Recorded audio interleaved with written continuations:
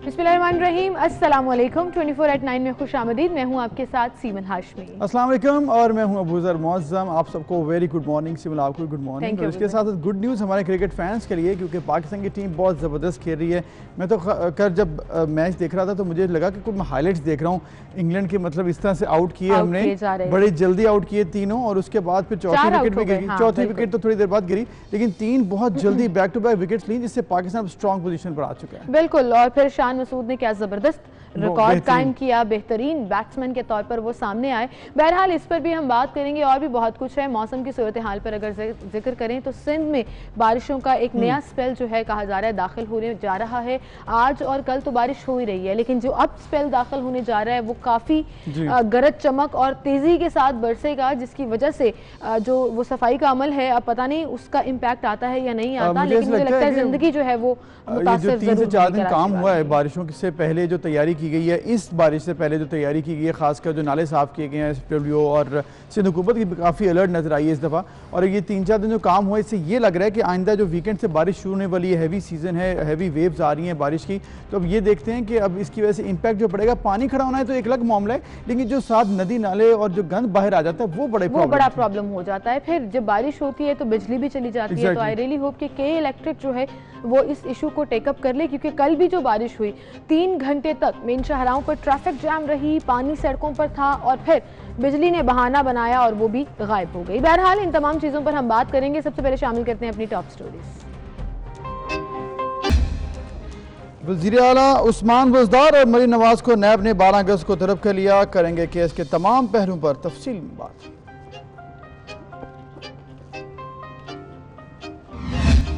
बालों का गिरना एक कुदरती अमल है, लेकिन कुदरती मिकदार से ज्यादा गिरना परेशानी का बायस है। बताएंगे आपको तमाम वजूहात।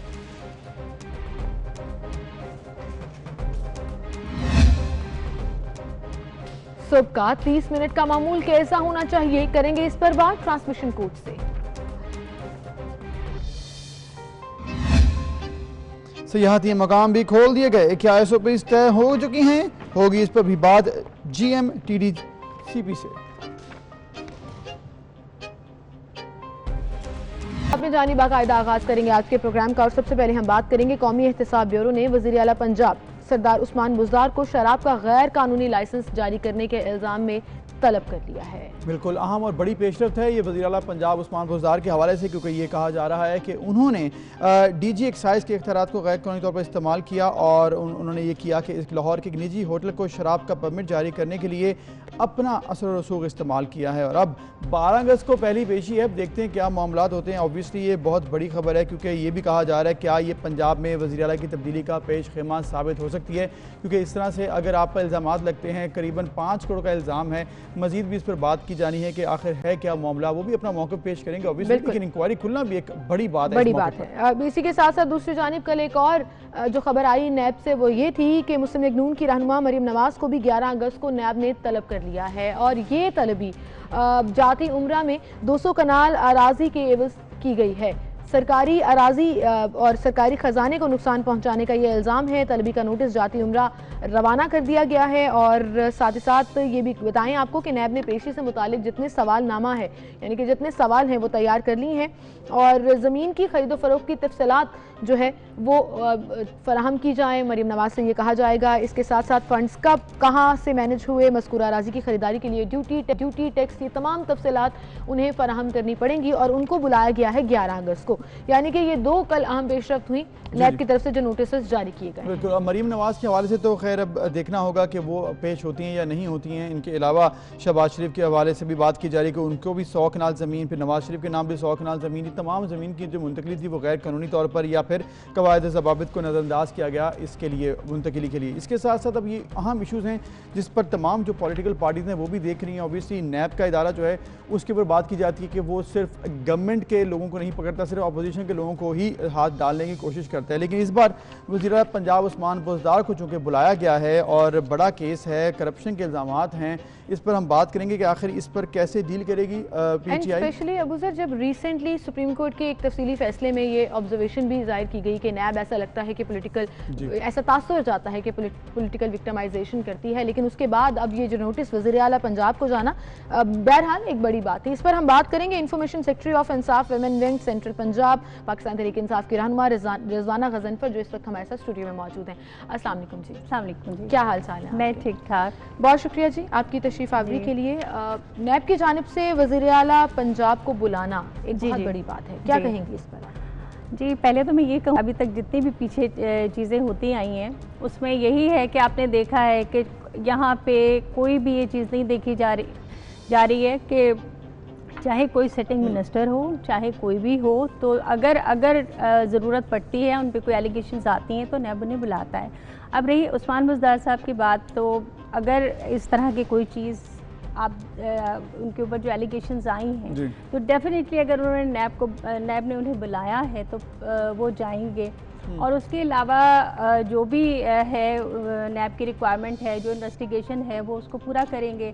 लेकिन बात ये आ जाती है कि अभी ये एलिगेशन है, इसके ऊपर इतना जो मैं देख रही हूँ मीडिया पे इतना ज़्यादा वो हो रहा है, लेकिन जब एलिगेशन, अभी तो ये एलिगेशन की हद तक है कि जी उन्होंने जो परमिट दिया है, तो और वैसे भी तहरीक इंसाफ का ये हमेशा से रहा है कि हमारी क़यादत में, चाहे सीनियर क़यादत है या जो भी है, आपने अलीम खान का केस देखा होगा कि उसमें भी था कि वो सिटिंग मिनिस्टर, और जब नैब ने उन्हें बुलाया तो उन्होंने रिज़ाइन किया और उसको फेस किया। अब बताइएगा कि अब ये जो वज़ीर आला उस्मान बुज़दार साहब हैं, इल्ज़ाम तो इन पर भी लग गया है और बड़ा इल्ज़ाम है, और इसके अलावा ये बात पिछले 1 साल से चल रही थी कि ये मामला है परमिट के हवाले से। अब आप बताएं कि ये क्या एक्सपेक्ट करें अवाम, क्योंकि ये बात भी की जा रही है कि शायद वज़ीर आला इस बात पर इस्तीफ़ा दे दें मॉरल ग्राउंड्स पर कि मेरे पर इल्ज़ाम लगाए। देखिए, अब वो जब कोई चीज़ हो जाती है ना, तो उसमें तो फिर बहुत सारा हर सबका डिफरेंट मौक़िफ़ होता है। आप एक चैनल लगाएं, वो कुछ और बात कर रहा होगा, दूसरा लगाएं। बात सिर्फ ये है कि इस्तीफ़ा देना, या जैसे अब एलिगेशंस आई हैं, ठीक है ना, अब वो कितना स्ट्रॉन्ग है उसका पहले उनका मौक़िफ़ तो आना चाहिए ना कि क्या बात है। वरना देखिए, आप देखिए कि जब से पीटीआई की हुकूमत आई है मुसलसल, यानी हमारे तो वो जैसे कहते हैं ना कि हम तो क्या कहूँ मैं, कि चाहे वो अपोजिशन की साइड से हो, चाहे वो हो, हर बात के ऊपर कोई ना कोई वो एलिगेशंस लगती हैं, उसमें से बहुत सारी ऐसी होती हैं जो बिल्कुल एलिगेशंस की डेफिनेशन बड़ी सिंपल होती है कि जो चीज प्रूव ना हुई हो, बिल्कुल, और जब तक अदालत फैसला ना कर दे वो एलिगेशंस ही रहती हैं। तो फिर ऑपोजिशन के जिन लोगों को पकड़ा हुआ है, या ऑपोजिशन के जो लोग अंडर इन्वेस्टिगेशन है, एलिगेशंस तो फिर उनके ऊपर भी हैं, उनकी भी रिस्पेक्ट है, लेकिन तहरीक इंसाफ के रहनुमा उनके बारे में बात करते हुए इस चीज का ख्याल नहीं करते। मेरा नहीं ख्याल कि ऐसी बात है। देखिए, अगर जो भी है स्टैम्प तो लग जाती है ना, डाकू, चोर, स्कैंडल, पैसे खाए, करप्शन की, देखिए मुबैना तौर पर का लफ्ज तो इस्तेमाल हमने नहीं कहीं देखा कि तहरीक इंसाफ के रहनुमा करते हैं। देखिए, ये बात ही आ जाती है कि जिस तरह आपने कहा ना कि एलिगेशन की बात है, देखिए ये इदारों का काम है। अब हम जो मतलब जहाँ तक तहरीक इंसाफ का ताल्लुक है, हमने हमेशा इदारों की रिस्पेक्ट की है, चाहे वो अदलिया हो, जो भी फैसला है वो हमने मनोअन कबूल किया, उसमें कोई हमने वो शोर नहीं मचाया, वो जो हमने पिछला माजी में देखा है कि जी मुझे क्यों निकाला, और वो एक रोना पीटना जो भी लगी हैं। अब रही बात आपकी कह रही, क्योंकि देखिए सबसे इम्पॉर्टेंट चीज़ है कि पहले और अब में फ़र्क ये है कि अब इदारे जो हैं वो आज़ाद हैं। अब जो इन्वेस्टिगेशन हो रही है वो चाहे हुकूमती क़यादत की हो रही हैं या किसी की भी हो रही हैं, ये इदारों का काम है। बिल्कुल, और ये खुशाइन भी है कि chief executive of Punjab province को अगर बुलाया गया है तो दैट मींस कि एक ट्रायल और एक पूरा प्रोसीडिंग्स जो है वो शुरू होंगी, इन्वेस्टिगेशंस की जाएंगी। आप देखें, माजी में कभी आपको इस तरह की नहीं मिसाल नहीं मिली होगी। ऐसा नहीं है। वज़ीर आला पंजाब जो माजी के थे शहबाज शरीफ साहब, वो भी अपने वजारत के दौरान ही न्याय में पेश भी होते रहे हैं। ये मामला पहली दफ़ा खैर नहीं हो रहा, जब वो शहबाज शरीफ साहब भी जब वज़ीर आला थे तब वो पेश होते थे, आपको याद होगा, ऐसी कोई पहली दफ़ा नहीं हुआ। एनीवेज, अब ये मामला सामने अब आ चुका है। एक और मामला है बहुत अहम है, पिछले दिनों बल्कि हर 2 से 4 महीने बाद ये बात की जाती है कि वज़ीर आला पंजाब चेंज होने जा रहे हैं, ठीक है, और इसमें कोई नई बात तो है नहीं। हर बार अबूज़र आपको याद होगा ये कयास आराइयां उठना शुरू हो गई। मेरा ख्याल है जब से गुज़दार साहब आए तब से ये मुसलसल ये चीज़ चल रही है कि आज जा रहे हैं, कल जा रहे हैं। अब ये इस मामले पे अब 2 साल तकरीबन उससे ज़्यादा ही हो चुका है। अब आप बताएं कि ये जो बात दोबारा की जा रही है, और कल ये बात भी अहम बात सामने आई कि उस्मान बुज़दार अगर हटते हैं तो फिर काफली की तरफ से परवेज़ इलाही साहब जो हैं वो इसके हकदार होंगे या फिर नॉमिनेट किए जाएंगे काफली की तरफ से। इस तरह की बात अगर होती है तो मैनेज कर लेंगे आप लोग?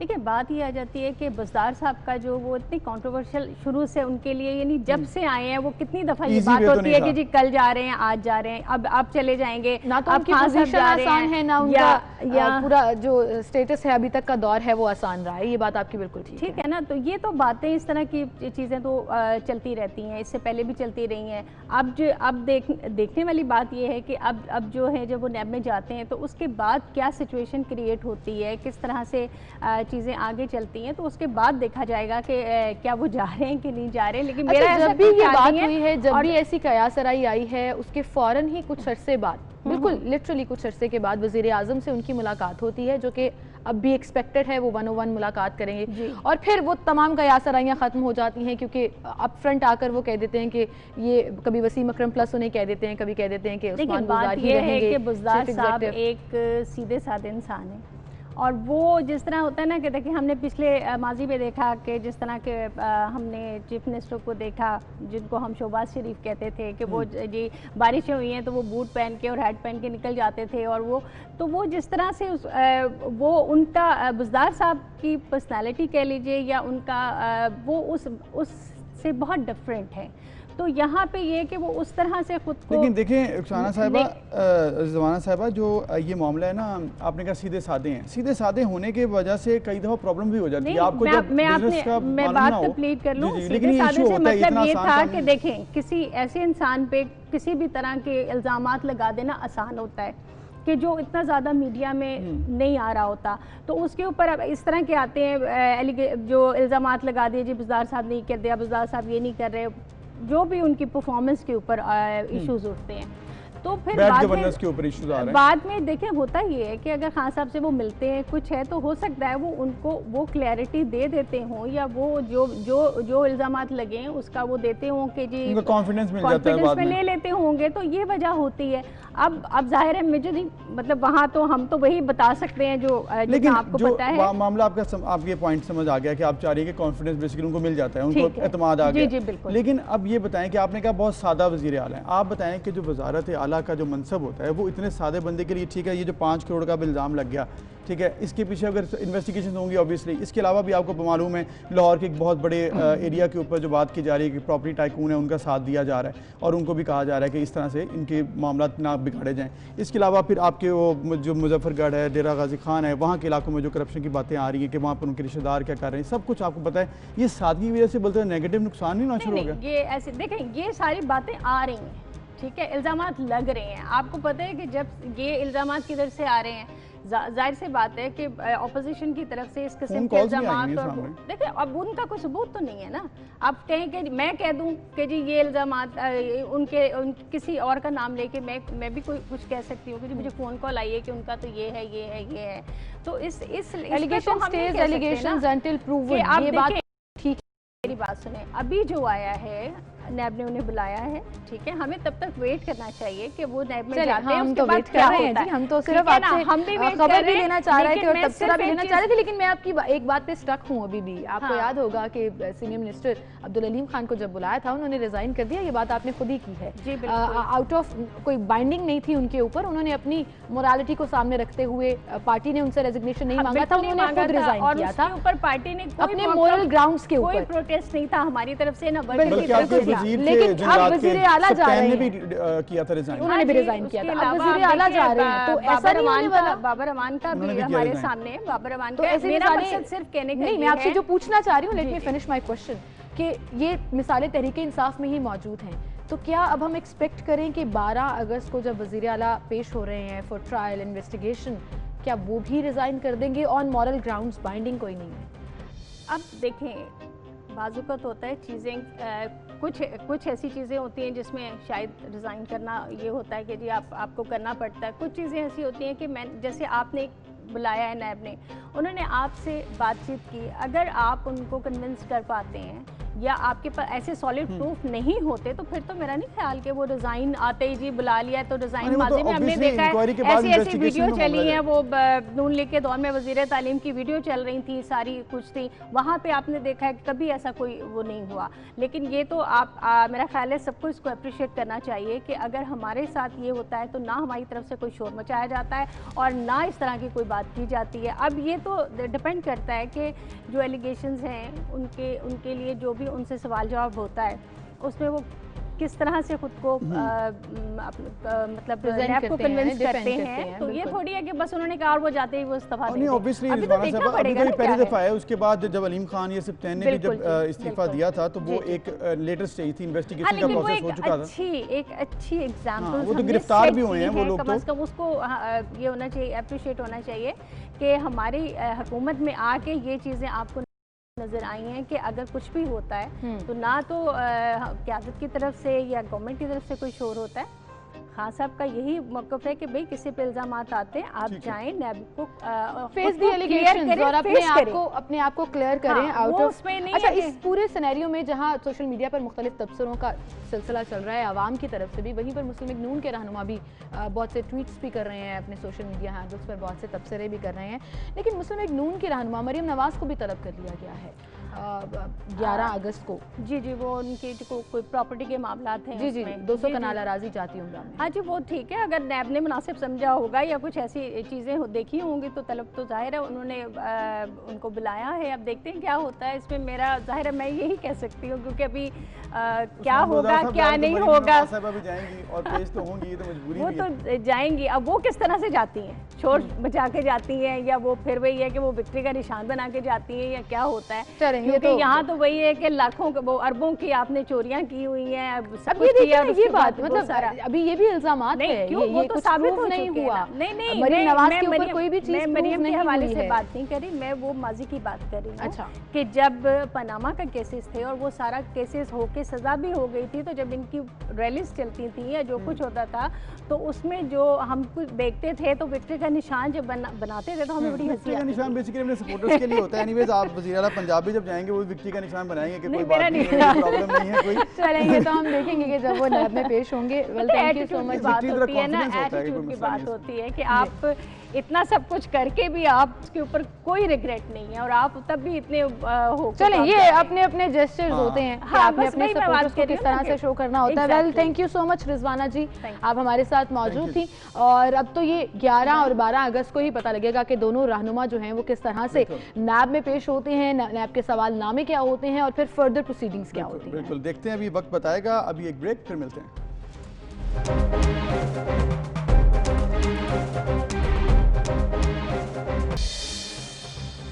वेलकम बैक नाज़रीन। जब बारिश हुई तो कराची शहर डूब गया और नालों का जो गंद था वो बाहर आया, जिससे तमाम पाकिस्तान परेशान हो गया। आखिर ये क्या है, तो वज़ीर आज़म ने NGMA को हिदायत की, FWO ने वहाँ पर सफाई की, वज़ीर आला सिंध भी काफ़ी एक्टिव हुए, उन्होंने भी मशीनरी जो है वो एक्टिव कर दी और अब लग रहा है कुछ हालात कराची के बेहतर हो रहे हैं। कुछ हालात बेहतर हो रहे हैं, लेकिन अभी जो कल बारिश हुई है उसके बाद की सूरत हाल क्या रही। 35 मिलीमीटर तक कहा जा रहा है कि कल बारिश हुई, लेकिन इससे ज़्यादा आज और कल इस पूरे वीकेंड में एक्सपेक्टेड है। ये सूरत हाल है लेटेस्ट कराची की जो कल देखने में आई बारिश के बाद। ऑल्दो नालों की सफाई हो चुकी है, जिससे बहरहाल मेन जो शाहराएं हैं उसका इम्पैक्ट थोड़ा बेहतर था पानी के लिहाज से, लेकिन ट्रैफिक जैम रही, सूरत हाल कुछ ज़्यादा अच्छी नहीं रही है। हबीब हमारे साथ मौजूद हैं कराची से, उनसे जान लेते हैं कि सूरत हाल असल में है क्या, क्योंकि नालों की सफाई तो हमने देखा कि क्लियर कट डिफरेंस जो है वो महसूस हो रहा था बिफोर एंड आफ्टर में। अस्सलाम वालेकुम हबीब। वालेकुम अस्सलाम सिमन। हबीब, कल की बारिश के बाद कराची का क्या सिनेरियो देखा आपने, सूरत हाल क्या देखी, नालों की सफाई के बाद कोई फ़र्क पड़ा? बिल्कुल सीमल, नालों की सफाई के बाद जो नशेबी इलाके हैं करीबी जो नालों के, वहाँ पे जो सूरत हाल हम देखते हैं हमेशा के जो करीबी रिहायशी आबादियाँ जो हैं वहाँ घरों में पानी जो है वो भर जाता है और जो रिहाइश पजीर लोग हैं उनको वहाँ से घर खाली करने पे मजबूर हो जाते हैं। लेकिन थोड़ी सी मुख्तलिफ सूरत हाल कल हमने देखा कि बारिश के बाद जो है वो देखने में आई। नशेबी इलाकों में जो नालों के साथ आबाद है वहाँ पर पानी की सूरत हाल थोड़ी मुख्तलिफ रही। साथ ही साथ अगर बात करें मरकज़ी शाहराहों के हवाले से, तो शहर की जो मरकज़ी शाहरा हैं जिसमें शाहरा फैसल है, यूनिवर्सिटी रोड है, इसके अलावा दीगर अहम शाहराएँ हैं, वहाँ पर बारिश का जो सिलसिला है वो रात गए जारी रहा। लेकिन सुबह जब हम भी अपने दफातर के लिए यहाँ पर जब आए हैं तो हमें शहर की सूरत हाल थोड़ी सी मुख्तलिफ मिली कि हम जब देखते थे कि पानी घुटनों घुटनों कई कुछ शारों पे जो है वो खड़ा हो जाता, लेकिन अभी थोड़ी सूरत हाल मुख्तलिफ है। पानी जो है वो थोड़ा सा कम दिखाई दिया और जो ईजी टू एक्सेस है वो रोड हमें मिले कि खाली जो मरकजी शारा है वो खाली मिली। गली महलों की सूरत हाल थोड़ी सी मुख्तलिफ है। इस वक्त भी मैं कराची के पोश एरिया है, डिफेंस का इलाका है, यहाँ पर आप देख सकते हैं पानी तो मौजूद है, थोड़ा सा गुजरने में परेशानी भी है, बाइक राइडर्स हों या गाड़ी है, पैदल चलने वालों को भी दुश्वारियों का सामना है। पानी अभी भी मौजूद है, लेकिन काफी सूरत हाल बेहतर लग रही है, वो बेहतर देखने में आया गुज़िश्ता दिनों के मुकाबले। आपने जिसने बताया कि सूरत हाल जो है वो काफ़ी बेहतर नज़र आ रही है आपको, भी देख रहे हैं ऑब्वियसली मेन शाहराहों पे या फिर जो मरकजी ना भी हों, थोड़ी सी मॉडरेट बेहतर है पहले से। हबीब ये बताइएगा कि जो नालों की सफाई की गई थी 3 से 4 दिन, वो किस कदर मुतमिन है आवाम, कितना किया गया काम, कितना आपको लग रहा है बाकी है? क्योंकि बारिशों से कहा जा रहा था कि उससे पहले ख़त्म करना होगा, 4 दिन में काम हो तो नहीं पाया होगा, लेकिन कितना हो सका? यहाँ पर जो है कि सिर्फ नाले की सफाई जो है वो तो कर ली गई है, लेकिन यहाँ पर थोड़े से कराची के जो मसाइल है वो दूसरे भी हैं कि नाले मुकम्मल तौर पर यहाँ पर जो है वो खुले नहीं हैं। यहाँ पर मुख्तलिफ नालों का जो मैप पर एरिया है उसकी जो चौड़ाई और लंबाई यहाँ पर बताई जाती है और दिखाई जाती है मैप पर, वो यहाँ पर अवेलेबल नहीं है। वहाँ पर कई जगहों पर नालों पे जो है वो बड़ी आबादियाँ हो चुकी हैं, नाले बंद हो चुके हैं, तो उन नालों की वजह से अब भी जो है वो अबतर सूरत हाल हम देख रहे हैं कि देखने में आती है। मसाइल होते हैं, पानी जमा हो जाता है मुख्तलिफ इलाकों में। अगर अभी भी बात करें तो लियारी का इलाका है, ओल्ड सिटी एरिया के इलाके, वहाँ पर अभी भी हमें यही सूरत हाल देखने को मिलती है। नालों की मरकज़ी नालों की तो सफाई हुई है जिससे काफ़ी हद तक फ़र्क पड़ा है, लेकिन जब तक इस सूरत हाल पर कंट्रोल नहीं किया जाएगा, नालों को मुकम्मल तौर पर खोला नहीं जाता, जो कि नकासी का मरकज़ी जो है वो निज़ाम समझा जाता है शहर कायद की, लेकिन जब तक उसकी सफाई मुमकिन नहीं होगी और वहाँ से जो अभी जो आप जिक्र कर रहे हैं कि नशेबी इलाकों में सूरत हाल कुछ ज़्यादा बेहतर नहीं रही मेन नालों की सफाई के बाद भी, अब एक नया स्पेल दाखिल हो रहा है जो कहा जा रहा है राजस्थान इंडिया से आ रहा है, जो मुंबई से होता हुआ अब कराची शहर में दाखिल होगा। सिंध पूरे में बारिशें होंगी और इतनी बारिशें होंगी कि खुदा ना खास्ता अर्बन फ्लडिंग के चांसेस ज़्यादा हैं। तो क्या हम बेहतरी एक्सपेक्ट ना करें इस पूरी सफाई के बाद भी? क्योंकि कल वज़ीर इत्तला तो तारीफ कर रहे थे और शुक्रिया भी अदा कर रहे थे वज़ीर आज़म का कि उन्होंने इनिशिएटिव लिया और कराची में नालों की सफाई जो है वो मुमकिन हो सकी। तो बेहतरी एक्सपेक्ट ना करें, फिर लोग तैयार रहें इस सिचुएशन के लिए कि पानी खड़ा होगा। बिल्कुल सिविल, देखें बेहतरी की एक्सपेक्टेशन हम थोड़ी सी उम्मीद रख सकते हैं कि नालों की सफाई के बाद जो है वो कुछ करीबी इलाकों में जो है इफेक्ट तो पड़ा है, तब्दीली थोड़ी सी नज़र आई है, लेकिन बात वही है कि सिस्टम महकमा मौसमियात की जानिब से हैवी बताया जा रहा है। मुंबई की बारिशों की हमने भी कुछ वीडियोज़ देखी हैं टीवी चैनल्स वगैरह में, जिस तरह का सिस्टम वहाँ पर आया है, उसके बाद अबतर सूरत हाल हमने देखा कि वहाँ पर भी देखने में आई है। उसके बाद अगर हम अपने कराची शहर के हवाले से बात करें तो शहर की डायनामिक्स और ज़्यादा मुख्तलिफ है मुंबई के हवाले से। हमारे शहर में इंफ्रास्ट्रक्चर के मसाइल मौजूद हैं, सड़कें टूटी फूटी होने के बाद कई जो इलाके हैं जिसमें खास तौर पर इंडस्ट्रियल जोन जो है हमारे, वहाँ पर इंफ्रास्ट्रक्चर मौजूद ही नहीं है, बिल्कुल खस्ता हाली का शिकार है सड़कें, तो जिसके बाद पानी जो है वो अभी भी मौजूद है, खड़ा हो जाता है। वहाँ से हैवी जो ट्रॉलर्स निकलते हैं उनको निकलने में परेशानी होती है। हमारी एक्सपोर्ट जोन जो कोरंगी इंडस्ट्रियल एरिया है और इसके अलावा साइट है, वहाँ पर सबसे ज़्यादा जो है मुतासर होता है। सही, ठीक है, बहुत शुक्रिया। अभी बता रहे थे आप तमाम सिचुएशन, और ऑब्वियसली ये 3 से मामला तो हो नहीं सकता, obviously it takes a time, और जितनी एफर्ट की गई है उससे ज़्यादा एफर्ट चाहिए। एक इंफ्रास्ट्रक्चर को बेहतर करना है, मामला बेहतर करने, मैनेजमेंट बेहतर करनी है, तो होपफुली ये चीज़ कंटिन्यू रहेगी ताकि कराची के आवाम को थोड़ा सुकून मिल सके। नेक्स्ट टाइम इसी के साथ एक ब्रेक की तरफ चलते हैं, फिर हाजिर होंगे।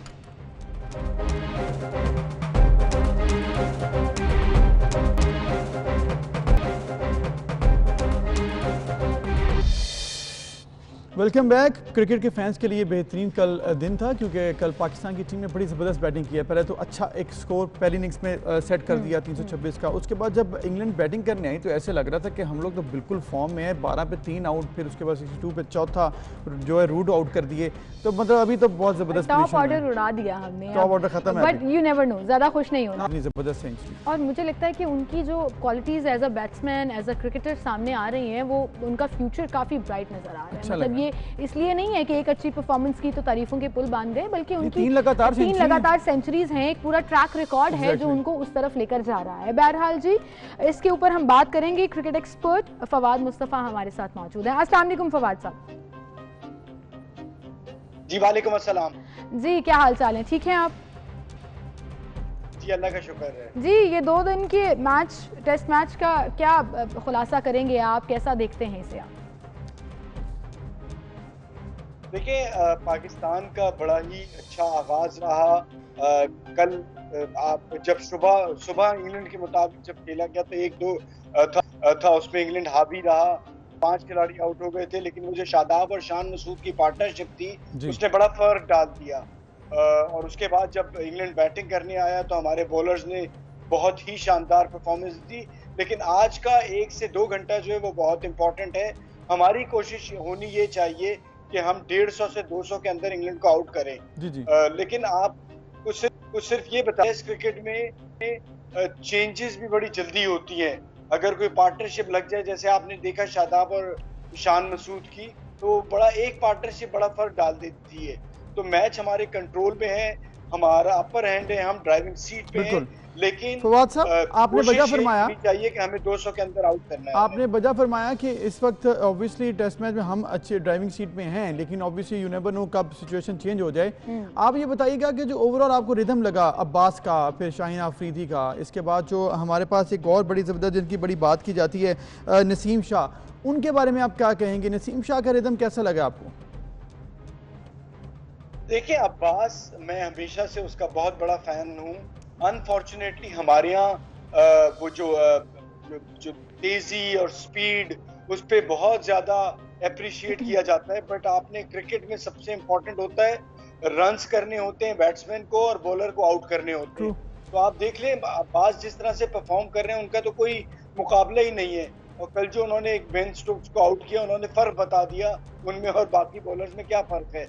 नो डाउट बाकी यंगस्टर्स हैं, हल्के हल्के क्रिकेट खेलते जा रहे हैं, इम्प्रूव होते जा रहे हैं। और आप मेरा कहना नहीं, जो भी मैच देख रहा है उससे अंदाजा हो गया होगा जिस तरह से इतने टॉप एक्सपर्ट्स फॉर्मर क्रिकेटर्स हमारी बैटिंग हमारी बॉलिंग को अप्रिशिएट कर रहे हैं, यंगस्टर्स को अप्रिशिएट कर रहे हैं। बहुत ज्यादा पोटेंशियल है, लेकिन मैच में अभी काफी कुछ हो सकता है। बिल्कुल सही कह रहे हैं आप। और मैं यहाँ पे थोड़ा सा ऐड कर दूं कि हमें माशाल्लाह कह देना चाहिए। टाइम नहीं लगता नजर लगने को हमारी टीम को। मैं बहुत डर गई हूँ। हमने बाबर आजम की बहुत तारीफ की थी और कल वो आते साथ ही आउट हो गए, तो मैं तो माशाल्लाह भी बोल रही हूँ और मैं बड़ा मोहतात होकर तारीफ कर रही हूँ। मैच कि ये पूरा जब खत्म हो जाए और हम जीत जाएं तब दिल खोल के तारीफें कर लेंगे। अच्छा, आपने एक बात बड़ी इंपॉर्टेंट की कि शान मसूद और शादाब की जो पार्टनरशिप रही उसने हमें बहुत फायदा पहुंचाया और ये काफी हमारी विकेट्स जाने के बाद भी होता रहा। अब इंग्लैंड में आपको कोई ऐसी पार्टनरशिप नजर तो नहीं आ रही कि अगर वो टिक गए तो फिर हमारा टफ टाइम शुरू हो जाएगा इस मैच में? देखिए बटलर और ये जो पोप खेल रहे हैं अभी, 4 खिलाड़ी आउट हुए हैं। इनके लिए कल हमने देखा कि सुबह का 1 घंटा जो था वो टेस्ट क्रिकेट में होता ही है। मैं आपके नाज़रीन को बताता जाऊं कि हर सेशन वाइज, जैसे आप कल का दिन खत्म हुआ, आज सुबह आप दोबारा आएंगे तो फिर आपने नई तरीके से स्टार्ट करना होता है। तो आपके बॉलर्स के लिए बड़ी अच्छी अपॉर्चुनिटी होती है कि आप सेट बैट्समैन को आउट कर सकें। तो इंग्लैंड के लिए ये वाली पार्टनरशिप बहुत इंपॉर्टेंट है। अगर ये हम और आखिरी रिकग्नाइज्ड उनके बैट्समैन हैं, बटलर भी बैटिंग करते हैं, पोप भी, उसके बाद फिर वोक्स आएंगे, वो ऑलराउंडर हैं। सो अगर हम ये विकेट ले लेते हैं तो हमारे बड़े अच्छे चांस हो जाएंगे। लेकिन कोशिश हमारी ये होनी चाहिए कि हमने 200 के अंदर आउट करना है। ठीक है फवाद साहब, आपने बिल्कुल ठीक कहा कि 200 के अंदर अगर आउट हो जाए तो ऑब्वियसली हमारे पास लीड हो जाएगी, 100 से ऊपर की हम स्ट्रॉन्ग पोजीशन में होंगे। कैप्टनसी की अगर थोड़ी बात कर लें, अजहर अली की कैसे देखते हैं आप उनको? उनकी जो फील्ड प्लेसमेंट थी, फिर जब उन्होंने चेंज किए बॉलर्स को, जो बैटिंग ऑर्डर सेट किया, ऑब्वियसली मैनेजमेंट के साथ मशवरा होता है, लेकिन जो अभी इस ऑन फील्ड तो कैप्टन वही हैं, तो कैसे आप देख रहे हैं उनकी ओवरऑल परफॉर्मेंस? देखिए अजहर बड़े एक्सपीरियंस्ड क्रिकेटर हैं, कप्तान हैं, 5000 से ऊपर रन्स कर चुके हैं। फिल वक्त तो देखें जब सब अच्छा हो रहा होता है तो कप्तानी उस वक्त तो ठीक ही हो रही होती है। और अभी तो शुरू में ही आपने देखा कि जी नया स्पेल था, जो आता गया आउट करता गया। सो अजहर की कप्तानी पे फिल वक्त तो कोई बात ऐसी हो नहीं सकती। अब तजुर्बेकार हैं और उन्होंने बता भी दिया जिस तरह से, जहां तक उनकी बैटिंग का ताल्लुक है, एंड आई एम होपफुल कि वो एक एक्सपीरियंस प्लेयर है, बैट पैच चल रहा है, जल्दी फॉर्म में आ जाएंगे, बैटिंग में भी परफॉर्म करेंगे। ओवरऑल पाकिस्तान बड़ा अच्छा खेल रहा है। ठीक है, पाकिस्तान अच्छा खेल रहा है तो फिर कैप्टन की तारीफ तो होगी, लेकिन उनकी पर्सनल परफॉर्मेंस, जो उनकी इंडिविजुअल परफॉर्मेंस है, उसके ऊपर तो बात हो सकती है ना। 0 पर आउट हो गए। देखिए अभी एक इनिंग है, ऑल्दो ठीक है वो पिछले काफी अरसे से परफॉर्म नहीं कर रहे, एक प्लेयर जिसने 5000 रन बनाए हुए हों और आपके टॉप 5-6 जो तारीख के प्लेयर उनमें आता है, तो इतने जल्दी उसको उस पे तनकीद भी नहीं करनी चाहिए। ये सीरीज बहुत इंपॉर्टेंट है उनके लिए, आने वाले अभी 2 टेस्ट मैचेस और हैं, यू नेवर नो कि अगले टेस्ट मैच में वो 100 कर दें। बिल्कुल सो अभी टीम ने अच्छा परफॉर्म कर दिया, आपका जो टारगेट था, जो आप एक्सपेक्ट कर रहे थे, वो फिलहाल परफॉर्मेंस अच्छी जा रही है, ऑल इज वेल, तो इसलिए ज्यादा हम तनकीद नहीं करते जल्दी पे। थैंक यू फवाद साहब।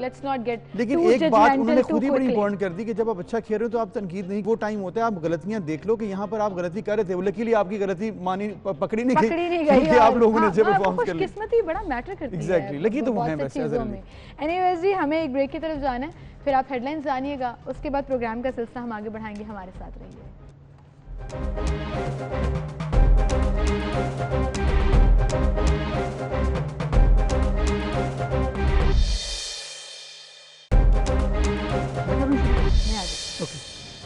Welcome back. एक बार फिर से आपको खुश आमदीद कहेंगे। नाज़न, कल जब असद उमर साहब ने प्रेस कॉन्फ्रेंस की तो उसके बाद ये तय पाया कि कोरोना के बाद अब हम अपने नॉर्मल सिनेरियो में दाखिल होने जा रहे हैं, क्योंकि लॉकडाउन ख़त्म करने का ऐलान हुआ, यानी कि कारोबारी ज़िंदगी अब पूरी तरह से बहाल हो जाएगी। रेस्टोरेंट, थिएटर्स, सिनेमा हॉल्स 10 अगस्त से खोल दिए जाएंगे। इसके साथ साथ बिजनेस एक्सपो सेंटर्स, मज़ारात भी खोल दिए जाएंगे। सियाहती मकामात भी 8 अगस्त से खोलने के अहकाम जो हैं वो जारी हो चुके हैं। बाकायदा नोटिफिकेशन भी इसके हवाले से आ जाएगा। बिल्कुल, अब जब ये तमाम ऐलानात कर दिए गए तो इसमें एक चीज़ बहुत इंपॉर्टेंट है जो कि उन्होंने ये भी कही थी कि उन्होंने कहा कि अभी भी आपने इसको ईजी नहीं लेना, कोरोना दुनिया से ख़त्म नहीं हुआ, दोबारा भी आ सकता है, तो इसके लिए एहतियात लाजमी है। SOPs को फॉलो करना, सोशल डिस्टेंस को फॉलो करना, ये चीज़ें ज़रूरी हैं ताकि हम इसको मेंटेन कर सकें और इसको आहिस्ता आहिस्ता ख़त्म कर सकें, ना कि दोबारा से बढ़ जाए। लेकिन तो इसमें अब इंपॉर्टेंट बात ये है कि ऑब्वियसली जब सयाहती मकामात खोले जाएंगे तो उनमें क्या SOPs फॉलो होंगे, किस तरह से उसको मैनेज किया जाएगा। जब लोग घरों से बाहर निकल कर टूरिज्म के लिए निकलेंगे तो obviously that will be difficult कि आप कैसे मैनेज करते हो, कैसे इस चीज़ को एश्योर करते हो कि SOP फॉलो भी हों और इसके साथ साथ लोग टूरिज़्म को भी अपने लेकर चलें। तो इस पर हम बात करेंगे। हमारे साथ मौजूद हैं आसिम रज़ा साहब, हैं GM हैं tourism development corporation of Punjab, उनको हम वेलकम करते हैं। अस्सलाम वालेकुम जी। वेलकम आसिम साहब जी, क्या हाल चाल है? बिल्कुल सर, आफ्टर लॉन्ग टाइम, एक लंबा अरसा लॉकडाउन में जब गुजारा, जहाँ लोगों की मुआशी सूरत हाल बहुत ख़राब हो गई, कारोबार बंद रहे, अब दोबारा से हम अपने नॉर्मल सिनेरियो की तरफ अल्हम्दुलिल्लाह वापस आ रहे हैं। वहीं पर सियाहती मकामात भी खोलने जा रही है पूरे के पूरे पाकिस्तान में। पंजाब हुकूमत भी इस हवाले से काफ़ी प्लानिंग कर रही थी। क्या प्लानिंग होगी, किस तरह से SOPs को फॉलो कराया जाएगा, थोड़ा सा बताइएगा। देखिए, पहले तो ये कि जितने ज़्यादा अवाम इंतज़ार कर रहे थे कि सियाहती मकामात जल्दी खुलें, ज़िंदगी दोबारा अपनी रूटीन में आए, गवर्नमेंट ऑफ पंजाब भी और ओवरऑल गवर्नमेंट ऑफ पाकिस्तान भी उतनी शिद्दत से चाह रही थी कि एज अर्ली एज पॉसिबल ये मुमकिन हो जाए। अब सारा फोकस पहले हेल्थ के ऊपर रहा और अल्लाह का शुक्र है आपने देखा कि बाकी दुनिया के मुकाबले में कितना अच्छे तरीके से कंट्रोल किया हुकूमत पाकिस्तान ने, अल्हम्दुलिल्लाह। और हम इस पोजीशन के अंदर आ गए कि चीज़ों को खोल दिया जाए, गवर्नमेंट इस पोजीशन में आ गई। इस तमाम पीरियड के बीच में जब से ये क्लोज डाउन हुआ, जितने भी मुतलका इदारे हैं वो तैयारी पर थे कि जैसे ही इसको खुलने के अहकामात मिलेंगे हमने किस तरीके से इसको इम्प्लीमेंटेशन करनी है। अब इस हवाले से जब हम इसको खोलने के लिए जा रहे हैं, 2-3 चीज़ें बहुत अहम हैं। पहले तो चीज़ ये कि एक रोल इसके बीच में इदारों का है, वो क्या है वो आपसे डिस्कस करता हूँ, पूरा डिटेल बताता हूँ कि हमने क्या क्या प्लान किया है उसके लिए। दूसरा रोल ज़ाहिर है कि अवाम का है। अब अवाम को एक खुद से कुछ चीज़ों के बारे में उनको अवेयरनेस चाहिए, एक जिम्मेदारी का उन्हें एक एहसास करना होगा, क्योंकि अगर खुद से इंटरनल मैनेजमेंट नहीं होती लोगों की तो छोटे से मतलब एक क्लास के बीच में जिसमें 40-50 बच्चे, अब उनको भी खामोश नहीं करवा सकते। वो एक प्रॉपर एक मैकेनिज्म चाहिए, ताली दोनों हाथों से बजेगी। तो जहाँ तक गवर्नमेंट की प्रिपेयर्डनेस है, वो तमाम के तमाम मेयर्स हमारे सयाहती जो मराकज़ हैं उन पर मौजूद हैं जिनकी रिक्वायरमेंट हो सकती है। फॉर एग्जांपल मैं आपको बताता हूँ, अगर हम पंजाब के अंदर बात करें तो पंजाब में TDCP का जो सबसे जो बड़ा पॉइंट है सयाहत का, वो हमारी पतियाड़ा चेर रिफ्ट है, ठीक है, जहाँ पर सालाना कोई 5 से 6 मिलियन के करीब जो है वो विजिटर आता है जी। वैसे फुटफॉल 20 मिलियन तक चला जाता है, लेकिन एज ए टिकट काउंट अगर हम देखें तो 5-6 मिलियन मिनिमम है जो कि वहाँ पे आता है। अब वहाँ पर हमने क्या इंतजाम किए हैं, 6-7 उसकी मोटी मोटी बातें हैं। एक तो ये कि जितने भी वहाँ पे लोग आएंगे उनको चेहरे के लिए मास्क, ठीक है, और हाथों के लिए ग्लव्स वहाँ पे हम प्रोवाइड करेंगे। हम आवाम से अपील कर रहे होंगे कि वो खुद से घरों से भी लेकर आए, लेकिन अगर कोई नहीं लेकर आता तो ये चीजें वहाँ पे दी जाएगी। नंबर 1, फ्री के पैसे देने वो टिकट के बीच में शामिल होती है चीजें, वो तमाम चीजें टिकट के बीच में शामिल होती हैं। फ्री कोई चीज नहीं होती, जो चीज फ्री हो वो 4 दिन चलती है फिर खत्म हो जाती है, वो sustainable basically I think facilitate कर रहे हैं ये वरना वो खत्म हो जाती है। ठीक है, पब्लिक टॉयलेट्स का हाल आपके सामने ही, जो फ्री होते हैं और बाद में वो यूज की काबिल नहीं रहते। अच्छा, दूसरे नंबर पे वहाँ पे हम सैनिटाइजेशन का हमने अरेंजमेंट किया हुआ। हमारी वो जो चेयर लिफ्ट और केबल कार घूमती हैं, वो एक चक्कर के बाद जैसे ही उतरा करेगा उसको फौरी तौर पर हम उसकी फ्यूमिगेशन किया करेंगे और उसको सैनिटाइज किया करेंगे। तीसरे नंबर पर हम आवाम से अपील ये करेंगे कि जो ओवर एज्ड लोग हैं वो तशरीफ ना लेकर आए। फिर लोगों को जब वो एंटर हो रहे होंगे उनका टेम्परेचर, बॉडी टेम्परेचर हम चेक करेंगे। डॉक्टर की सहूलत वहाँ पे हमारी मौजूद होगी। अगर किसी का टेम्परेचर लगेगा हमें ज़्यादा तो फ़ौरन उसको हम डॉक्टर की तरफ रुजू करेंगे और डॉक्टर के रिकमेंडेशन पर शायद उसे हम चेयर लिफ्ट या केबल कार अवेल ही ना करने दें। अच्छा, फिर उसके बाद में बिठाना अब लोगों को कैसे है, उनकी क्यू मैनेजमेंट कैसे है, बल्कि क्यू मैनेजमेंट से भी पहले उनके टिकटिंग का सिस्टम है कि टिकटिंग के बीच में लाइन लगती है। पहले अगर एक जगह पे बूथ बनता था तो हम कम से कम 15 जगहों पर अब टिकटों को अवेलेबल करने के लिए जा रहे हैं, मुख्तलिफ जगहों पर। मतलब मरी के बीच में भी टिकट जो है वो माल रोड पे भी हमारे टिकट्स अवेलेबल होंगे, कश्मीर पे, मतलब ऐसा नहीं होगा कि आपको ऑन द स्पॉट ही मिलेगा, आप कहीं से भी उसको 10-15 जगहों पर।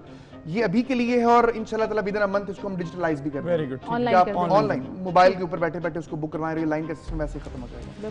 फिर जब हमने उसको बिठाना है लोगों को तो उसके ऊपर हम लंबी लाइनें होती हैं क्योंकि लोग घंटों इंतजार करते रहते हैं। 40 डेज के बाद मुझसे आपने जरूर पूछना है कि हुकूमत पंजाब क्या कर रही है। इस सवाल के बाद फिर मैं आपको बताऊंगा कि कैसा पंजाब में टूरिज्म का इनकलाब कैसे आ रहा है। अच्छा, तो ग्रुप्स में हम लोगों को बिठाएंगे। ग्रुप से मुराद ये है कि फैमिलीज और दोस्त जो इकट्ठे आए हुए हैं एक गाड़ी में बैठकर, वो इकट्ठे अगर एक केबन के अंदर बैठ जाते हैं, हमें कोई ऑब्जेक्शन नहीं है। इंटरनेशनली भी ज़ाहिर है वो वैसे भी साथ बैठकर आए हुए हैं तो हमारे रोकने से क्या होता है, वो इंटरनेशनली भी एसओपी में नहीं आता। बिल्कुल ऐसे ही।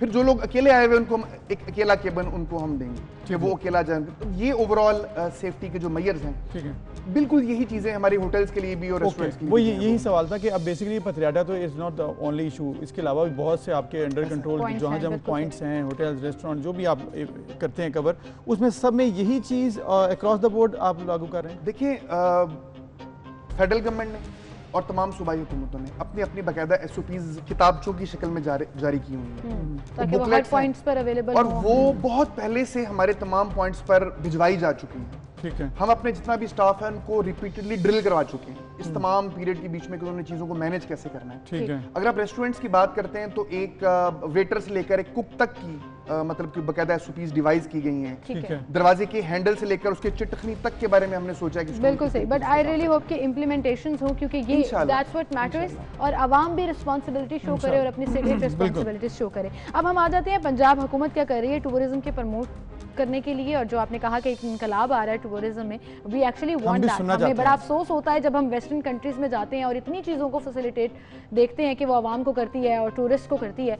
पाकिस्तान में, पंजाब में अगर वो नज़र नहीं आता तो अफसोस होता है कि हमारे पास ऐसे पॉइंट्स हैं जिनको हम प्रमोट और ये गवर्नमेंट का तो बड़ा एक बेंचमार्क था कि टूरिज्म को करना है प्रमोट, तो इसके लिए कोशिश भी की गई है। तो वो आप हमें बताएं कि क्या पंजाब के हवाले से पहले आपको बताता हूँ।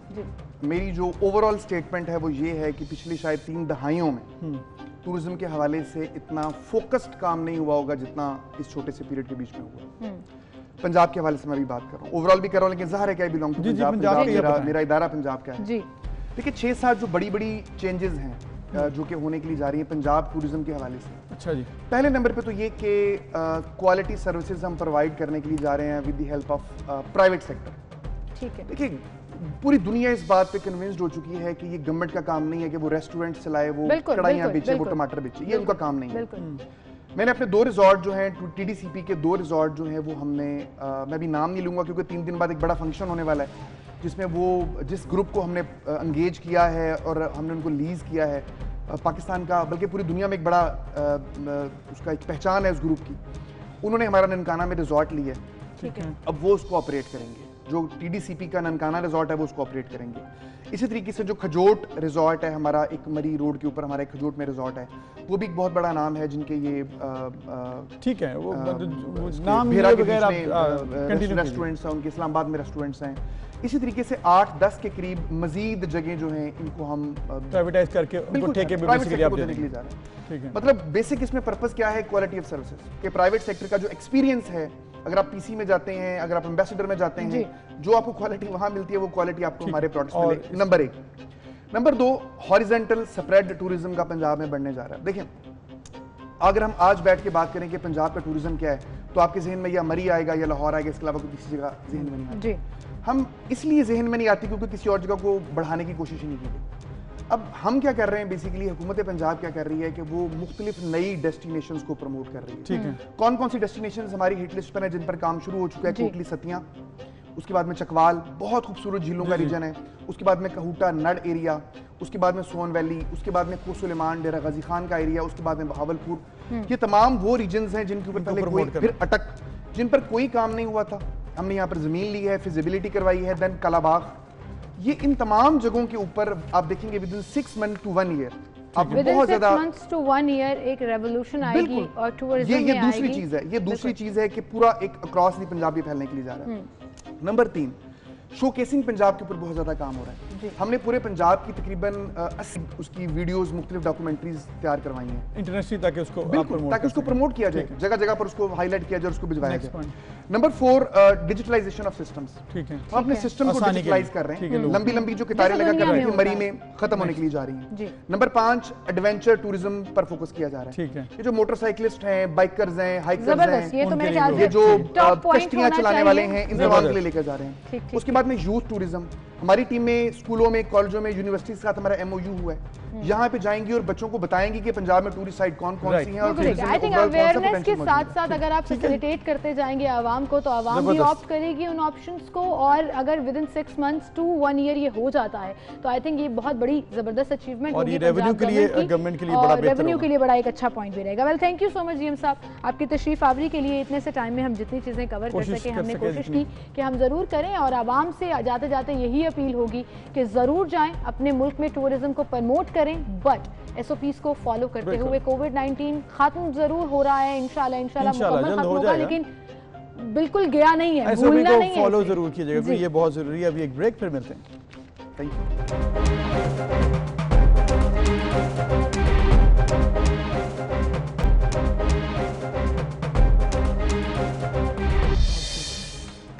Welcome back. एक बार फिर से आपको खुशामदीद कहेंगे। नाज़रीन, बहुत से ऐसे टॉपिक्स होते हैं जिनके बारे में अगर हमें इन्फॉर्मेशन ना हो या हम कोई रिसर्च ना देखें तो बहुत कन्फ्यूजन का शिकार हो जाते हैं। ऐसे में हमारी अपीयरेंस से रिलेटेड अगर कोई इशू हो तो अबूज़र वो आपकी सेल्फ इस्टीम और कॉन्फिडेंस को भी डाउन करता है, स्पेशली हेयर फॉल, वो मर्दों में हो या ख़वातीन में हो। और फिर इसका एक बाकायदा नाम भी है। There are different types of hair fall. एक बीमारी जिसका अभी तक इलाज मुमकिन नहीं है, जिसे आम ज़बान में एलोपेशिया भी कहा जाता है, जिसमें आपके सर के बाल परमानेंटली झड़ जाते हैं और जो इवन बालों के पोर्स होते हैं वो भी खत्म हो जाते हैं। जी बिल्कुल। और मतलब बालों का गिरना तो एक कुदरती अमर है, लेकिन इसमें क्या होता है कि बहुत ज्यादा मिकदार में बाल गिरते हैं और एक पैचेस नजर आते हैं, पैचेस बन जाते हैं। आपके हेयर लॉस इतना ज्यादा होता है, मर्दों में भी ये है, खवातीन में भी है। और ऑब्वियसली जब आपके हेयर लॉस होगा तो आपके लिए काफ़ी ज़्यादा प्रॉब्लम्स भी हो सकती हैं, आपके मेंटल इश्यूज़ भी आ जाते हैं, इसके फिजिकल प्रॉब्लम्स भी आते हैं। फिर इसके अलावा आपको अगर कोई इश्यूज़ इसके साथ लिंक हैं तो वो हम इस पर सारी बात करेंगे कि आखिर है क्या। हमारे साथ एलोपेशिया की एक पेशेंट मौजूद हैं, इज़ा खान, जो इसको देख रही हैं काफ़ी साल से। उन्होंने देखा और इसको बेर भी किया, रिसर्च भी किया ताकि इसके तमाम पहलुओं को आम लोगों के लिए एक्सप्लेन किया जा सके। अस्सलाम वालेकुम इज़ा, क्या हाल चाल है आपके? Thank you so much Iza for coming in. Alopecia या बालों का गिरना और मुसलसल गिरते रहना और फिर उनका वापस ना आना, ये एक बड़ा प्रॉब्लम है, आपको साइकोलॉजिकली बड़ा इम्पैक्ट उसका इफेक्ट होता है। So how do you see it? आपके साथ ये कैसे हुआ? इसको आम जबान में बालचर भी कहते हैं। एग्जैक्टली मेरे साथ ये स्टार्ट हुआ था जब मैं 4 साल की थी। मुझे टाइफाइड हुआ था इनिशियली और उसके बाद फिर मेरे बाल गिरना शुरू हुआ। पैटर्न से स्टार्ट हुआ था जो मेरे बिल्कुल मिडल में था। और उसके बाद मैंने रेमेडीज़ पे ज़्यादा फोकस किया था बिकॉज उस टाइम पे इतनी अवेयरनेस नहीं थी, तो रेमेडीज़ से स्टार्ट किया। और अनफॉर्चुनेटली जब मैं डर्मेटोलॉजिस्ट के पास गई तो उन्होंने मुझे स्टीरॉइड के इंजेक्शंस दिए थे, जो कि हम एक प्रोलॉन्ग टाइम पीरियड के लिए अगर ले लें तो उसका साइड इफ़ेक्ट बहुत ज़्यादा होता है। और उसका मेरे साथ जो हुआ था वो ये था कि मेरी चीक बोन्स पे सारी हेयर ग्रोथ हो गई थी। अच्छा। अनफॉर्चुनेटली। और उसके बाद फिर मैंने वो ट्रीटमेंट को डिसकंटिन्यू किया और मतलब ऑल अराउंड द पाकिस्तान में गई हूँ डर्मेटोलॉजिस्ट के पास। लेकिन ये था कि मुझे किसी ने ये बताया नहीं था कि ये ऑटो इम्यून डिसऑर्डर है। ठीक है, खुद से हो जाता है मतलब। एग्जैक्टली, ऑटो इम्यून डिसऑर्डर में ये होता है कि आपके अपना ही जो डिफेंस सिस्टम होता है वही आपके हेल्दी सेल्स को इफेक्ट करता है। ठीक है, तो मैंने फिर जब ग्रेजुएशन किया है है काफ़ी सारे वाले 10 इयर्स जो मेरा था टाइम पीरियड, उसके अंदर मैंने ट्रीटमेंट्स लिए और मेजॉरिटी ये थी कि स्टीरॉइड्स के साथ साथ मैंने पीआरपी का स्टार्ट किया। और पीआरपी में ये था कि पीआरपी सक्सेसफुल नहीं रहती एलोपेशिया के पेशेंट्स के लिए, ना ही ट्रांसप्लांटेशन करवानी चाहिए। बट मैंने वो डिसीजन लिया कि मुझे शायद हो जाए, you hold on to every opportunity के कुछ फर्क शायद आ जाए। फिर मैंने वो नहीं किया और उसके बाद ग्रेजुएशन के जब मैंने कंप्लीट किया तो मैंने खुद ही कम्प्लीटली इस पर रिसर्च करना स्टार्ट की और आई जॉइन नाफ ऑर्गेनाइजेशन जो कि स्पेसिफिकली एलोपेशिया के ऊपर ही काम कर रही है। तो उनको ज्वाइन किया तो उन्होंने मुझे फिर सारी डिटेल्स में बताया कि इसकी दी और बताया कि ये बेसिकली है क्या। तो उसको जानने के बाद आई गॉट नो कि ये ऑटोइम्यून डिसऑर्डर है और उसका अभी तक ट्रीटमेंट अवेलेबल नहीं है। ठीक है, तो फिर मैंने अपने ट्रीटमेंट्स को डिसकंटिन्यू किया क्योंकि मैंने पीआरपी को भी ट्राई किया था, स्टीरॉइड्स को भी किया था, एवरी टाइप ऑफ रेमेडी। ठीक है, तो इज़ा जिस तरह से आपने बताया कि इसका कोई इलाज नहीं है, जेनेटिक भी हो सकता है और ये खुद भी हो सकता है, ये दोनों ही पॉसिबिलिटीज़ हैं। तो फिर कॉम्प्लिकेशंस भी कुछ होती हैं इसके साथ, इश्यूज़ क्या आते हैं अगर आपको ये इशू आ जाए तो?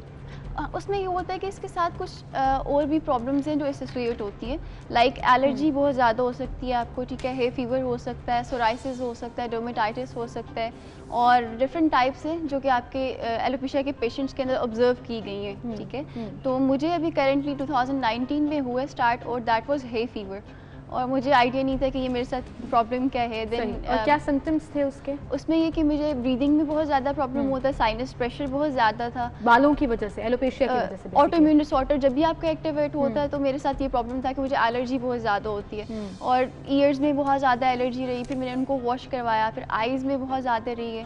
तो उसके बाद मुझे आइडिया हुआ कि दैट्स हे फीवर और वो अगेन इस तरह से है कि हे फीवर को आप ट्रीट प्रॉपर्ली नहीं कर सकते, आपको सिर्फ you just have to know ताकि आप उसको अकॉर्डिंगली मैनेज कर सको। अच्छा, मुझे ये बताएं कि ये जो एलोपेशिया है ये मर्दों और ख़वातीन दोनों में होता है। जी। अब लोग इलाज के लिए भी जाते हैं, जैसे आपने कहा पीआरपी ट्रीटमेंट्स आ गई हैं, अब स्टीरॉइड्स आ गए हैं या हेयर ट्रांसफॉर्मेशन की तरफ चले जाते हैं, लेकिन फ़र्क नहीं पड़ता है। जेनेटिकली होता है ये और फिर इसका इलाज क्या है, क्या करें अगर किसी को एलोपेशिया हो जाता है? जेनेटिकली भी पॉसिबल है, अगर इनहेरिटेंस में चला जाता है तो फिर ये कि वो सबसे ज़्यादा डिफिकल्ट केस हो जाता है। और अगर वैसे एलोपेशिया और अगर आपका ये कि इनिशियल स्टेज है और आपने छोटा सा पैटर्न ऑब्जर्व किया तो you should be seeing dermatologist as soon as possible, क्योंकि आपके अगर 3 शॉट्स फर्स्ट लग जाती हैं स्टीरॉइड्स की तो पॉसिबल रिकवरी होती है। तो अगर आप बहुत ज़्यादा अर्ली उसको कैच कर लें तो इलाज मुमकिन है, जितना लेट होगा उतना ही डिले हो जाएगा। बिल्कुल, क्योंकि अगर हम रेमेडीज़ को फॉलो करते रहेंगे तो फिर आपका टाइम उनसे है वो जाता रहेगा और उसके बाद आपका पॉसिबल नहीं है कि वो कितना ट्रिगर होगा, आपको पता नहीं है इस चीज़ का। और अगर आप ये बात करें कि इसको किस तरह से ट्रीट करना चाहिए तो ऐसा है कि पहले तो मैंने आपको बता दी कि डर्मेटोलॉजिस्ट के पास जाना चाहिए और सेकेंडली ये कि इसका ट्रीटमेंट अवेलेबल है, but I would declare it once मैं अगर से होके आऊंगी तो फिर मैं बिल्कुल शेयर ठीक है। इज़ा ऑब्वियसली इस तरह की जो डिजीज़ होती हैं जिसके बारे में इलाज उतना ईजी नहीं होता या अवेलेबल नहीं होता या महंगा होता है, कुछ भी प्रॉब्लम्स हो सकती हैं, ये भी उसमें से एक है एलोपेशिया भी, जिसमें इलाज इस तरह से नहीं है। तो जब मालूम हुआ आपको, कंफर्म हो गया, उसके बाद फैमिली फिर फ्रेंड्स, ये सारा कुछ बड़ा एक इशू हो जाता है इंसान के लिए, इस चीज़ को एक्सेप्ट करना और एक इसको लेकर चलना के ऊपर तो वैसे ही वो खुद भी बहुत ज़्यादा डाउन हो जाती है और सोसाइटी का प्रेशर ऐसा ही है। इसको कैसे किया मैनेज? सबने आपके साथ मिलकर, आपने अकेले ने? क्योंकि मैंने काफ़ी दफ़ा सुसाइडल अटेम्प्ट्स भी किए थे, जो कि मतलब मुझे अब लगता है कि बहुत एक मेरा वर्स्ट डिसीजन था और more than 15 times I tried. और उसके बाद जब मैंने रिसर्च स्टार्ट की and then I should be like कि I should embrace my self, क्योंकि फर्स्ट जो आपका फैक्टर होता है वो होता है सेल्फ एक्सेप्टेंस। और अगर आप खुद से अपने आप को एक्सेप्ट नहीं करते तो आई डोंट बिलीव कि सोसाइटी आपको इस चीज़ के लिए एक्सेप्ट करेगी। सो आई थॉट कि दैट्स अ बेटर डिसीजन कि I should be going ahead rather than keeping myself. Accept करके इसको मतलब बर्दाश्त करें और फिर डिप्रेशन में नहीं जाना। आपकी फैमिली का बिहेवियर कैसा था? उन्होंने सपोर्ट किया, समझाते थे, पॉजिटिविटी देते थे? बिल्कुल ऐसा ही था। और मैं तो पहले चाइल्डहुड में अपना कवर करके रखती थी स्कार्फ के साथ, बट वो एक और फैक्टर जो बुलिंग का होता है वो भी बहुत ज़्यादा सा रहा मेरे साथ। तो उसके बाद जो फैमिली थी that's you know a big support, huge support मेरे लिए, और उनकी वजह से obviously I took this decision. I think जब आप में ये कॉन्फिडेंस आ जाए, अभी मतलब माशाल्लाह while looking at you it doesn't look like कि आपको एलोपेशिया है या आपकी बाल सर पे कम है, क्योंकि अगर आप थोड़ा सा साइड से उठा लें तो वो पूरे का पूरा एक साइड जो है वो बिल्कुल उसमें बाल नहीं है, बट मैनेज करना है और वो कॉन्फिडेंस आ जाए तो मैनेज हो जाता है। ऐसे ही है। डिप्रेशन स्ट्रेस से बाहर कैसे निकली, आप थोड़ा एक्सपीरियंस शेयर कीजिएगा, क्योंकि लोग बहुत ज़्यादा डिप्रेस हो जाते हैं छोटी छोटी बीमारी को लेकर। मतलब आपने खुद बताया कि आप सुसाइड की तरफ जाने वाली थी, तो मतलब इतना एक्सट्रीम इससे निकल कर कैसे अपने आप को समझाया आपने, फिर निकली कैसे, क्योंकि बहुत से देखने वाले भी आपसे सीखेंगे। उसमें ये कि मैंने अपने आप को पहले तो खुद को एक्सेप्ट किया एंड देन आई स्टार्टेड कि मैं मेरे से ज़्यादा भी किसी का ऐसा केस होगा जो बिल्कुल यूनिवर्सलिस्ट का होगा या फिर पॉसिबल चांसेस है कि टोटालिस का हो, जिसके अंदर आपके कंप्लीट बाल चले जाते हैं, आईब्रोज लैशेस सब चला जाता है। तो फिर मैंने सोचा कि देयर आर किड्स जिनके साथ ये प्रॉब्लम है, तो मेरे ख्याल में मुझे इस चीज़ को उनको बताना चाहिए और उनको सेव करना चाहिए। तो मैंने अपना जितना इंटरेस्ट था और जितना मेरा टाइम था मैंने उसके ऊपर स्पेंड किया कि मुझे रिसर्च करनी चाहिए and then I wrote articles इसके ऊपर और फिर उसके बाद इंटरव्यूज़ किए ताकि एक पॉजिटिव जिनसे है ना बिल्कुल सही। अच्छा, ऐसा ये तो हो गया एलोपेशिया, बट इन जनरल भी आपने रिसर्च किया है हेयर फॉल के ऊपर भी, तो क्या आयरन की कमी कहा जाता है उसकी वजह से हेयर फॉल होता है या कोई सीजन होता है, जैसे for example normal hair falls की मैं बात कर रही हूँ, बरसात में बाल ज़्यादा गिरते हैं या ख़राब हो जाते हैं, या बालों को हेल्दी करने के लिए कोई ऐसी रेमेडी जो आपको एलोपेशिया का सोल्यूशन तो नहीं थी लेकिन आपको लगा कि बालों को हेल्दी और मजबूत भी बना देती है? हेयर फॉल के लिए कि आपका 3-4 ब्लड टेस्ट होते हैं और हेयर लॉस के लिए भी होते हैं। विटामिन डी की चेक की जाती है आपकी कि कितना आपका उसका लेवल है, आयरन का चेक किया जाता है, सीरम फेरेटिन जो होता है, उसके अलावा B12 देखा जाता है आपका। तो ये 3 मेजर टेस्ट हैं जो होते हैं। और अगर आपके अंदर उसके अलावा कोई आपका कोलेस्ट्रॉल लेवल का प्रॉब्लम है तो जो बेसिक टेस्ट हैं वो 7 होते हैं और उसको करवा के आपको पता चल जाता है कि आपकी कौन सी डेफिशिएंसी है, और अगर हम उसको रिकवर करें विद डाइट इट्स पॉसिबल कि आपका हेयर फॉल जो है वो रिकवर हो जाता है। But I think you have to recognise कि आपकी डायग्नोज क्या हुआ है, बिल्कुल वजह से आपका हेयर फॉल। बिल्कुल, क्योंकि जिस तरह से हम लोग लेते हैं विटामिन डी लेते हैं, अगर आयरन लेते हैं तो एक्सेसिव लेवल जो है वो भी आपके लिए साइड इफेक्ट क्रिएट कर सकता है। बिल्कुल, आप माशाल्लाह बड़ी कॉन्फिडेंट हैं और आप इस चीज़ से निकली हैं और आप बल्कि आप गाइड कर रही हैं लोगों को और रिसर्च कर रही हैं, बाहर जा रही हैं आप इसका इलाज देखने के लिए। जो इस तरह से मज़ीद लोग अगर उनको एलोपेशिया डायग्नोज हो जाए, क्या मैसेज देंगी लोगों को कि घबराओ मत, परेशान ना हो? किस तरह से आप मतलब अपने देखने वालों को मैसेज दे सकती हैं? बिल्कुल, मेरा मैसेज यही है कि लोगों को बहुत पॉजिटिव रहना है, क्योंकि जितना हम लोग स्ट्रेस लेंगे और डिप्रेशन लेंगे तो एलोपेशिया के ट्रिगर करने के चांसेस ज़्यादा हो जाते हैं। आप जितना डिप्रेशन लोगे उतना ही बाल बिल्कुल ऐसा ही है। In case of hair loss और हेयर फॉल दोनों केसेस में ये होता है कि अगर आपका स्ट्रेस लेवल ज़्यादा हो गया तो आपके बाल गिरना शुरू हो गए। ठीक है, तो अगर हम लोग इसको बहुत पॉजिटिव लें और सबसे बड़ी बात ये कि इस चीज़ को हमारी सोसाइटी के अंदर जितनी नेगेटिविटी है ना, बेसिकली जो आपकी बुलिंग फैक्टर आ जाता है इसके अंदर, या फिर अगर आप कोई डिफरेंट नेम्स रख लेते हैं तो that's a very bad factor, right. और उस चीज़ के लिए कि आपको सबसे पहले सेल्फ एक्सेप्टेंस की ज़रूरत है एंड देन आप ये कि कॉन्फिडेंस आपका बूस्ट तभी हो सकता है वंस यू आर कॉन्फिडेंट। बिल्कुल। Well, thank you so much Raza for being with us, और इतनी सारी इन्फॉर्मेशन भी आपने शेयर की, अपना पर्सनल एक्सपीरियंस भी बताया, एंड आई एम श्योर लोग इससे ज़रूर सीखेंगे भी कि कुछ भी हो जाए ज़िंदगी में अपने सेल्फ एस्टीम को और सेल्फ कॉन्फिडेंस को लूज़ नहीं करना। वो चाहे कोई भी बीमारी हो, ये मोटिवेशन और हिम्मत ही है जो आपके वेल पावर को बढ़ाती है और आपको उस चीज़ से या तो बाहर ले आती है या आपकी पॉजिटिविटी जो है वो सिचुएशन में एक्सेप्ट करें। अल्लाह ताला की तरफ से अगर कुछ आगे एक्सेप्ट करें और उसको डील करें और फिर सब लोग उसको आपके साथ एक्सेप्ट कर लेते हैं। अगर आप एक्सेप्ट नहीं करेंगे तो फिर कोई भी एक्सेप्ट नहीं करेगा। एक ब्रेक, फिर मिलते हैं।